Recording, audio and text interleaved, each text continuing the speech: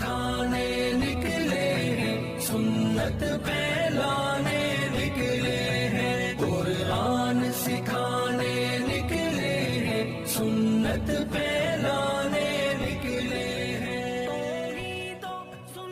अस्सलामु अलैकुम वरहमतुल्लाहि वबरकातुहू।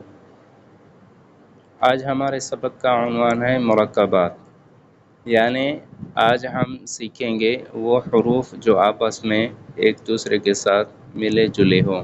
जो हरूफ आपस में मिले जुले होते हैं उनको मुरक्कब हरूफ कहते हैं।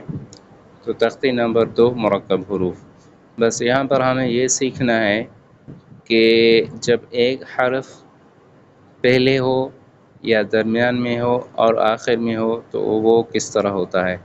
मिसाल के तौर पर यहाँ से शुरू करते हैं। देखें, ये बा की शक्ल है। बा अगर अकेली होगी तो इस तरह होगी। बा अगर दूसरे हरफ अलिफ के साथ होगी तो इस तरह होगी, यानी कि उसका सिर्फ पहले वाला हिस्सा होगा। बा अगर दरमियान में होगी तो इस तरह होगी। ये दोनों बा की शक्लें हैं। सबसे पहले भी है बा, बा और आखिर में है सा। बा बा। बा जब दूसरे हरफ जीम के साथ होगी तो इस तरह होगी। बा की शक्ल की पहचान ये है कि उसके नीचे एक नुक्ता होता है और उसके बाद है बा खा। बा खा, ये भी ऊपर जो है बा की शक्ल है। इसकी पहचान का वही तरीका है कि इसके नीचे एक नुक्ता है।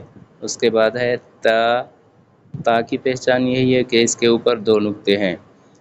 ता बा, बा ता मीम। ता अगर दरमियान में होगी तो इस तरह होगी। ता ता बा ता। यहाँ पर देखें, इसके ऊपर दो नुक्ते हैं तो ये ता कहलाएगी।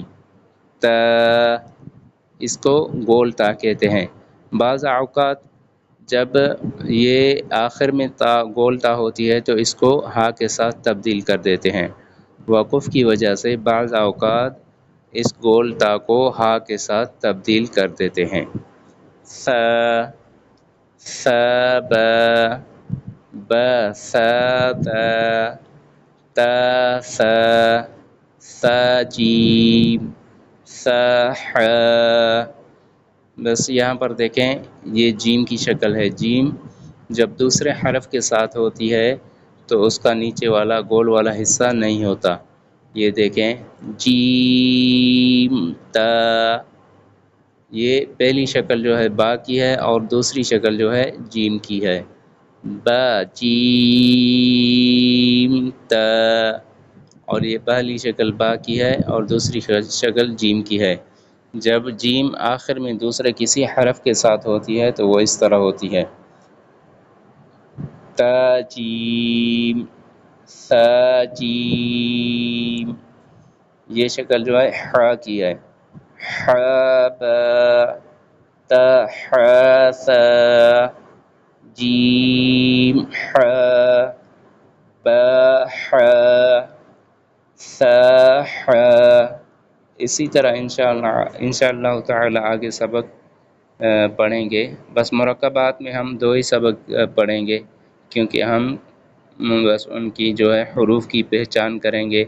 जब पहले होगा तो किस तरह होगा, जब दरमियान में होगा तो वो हरफ किस तरह होगा और आखिर में होगा तो वो हरफ किस तरह होगा। ठीक है।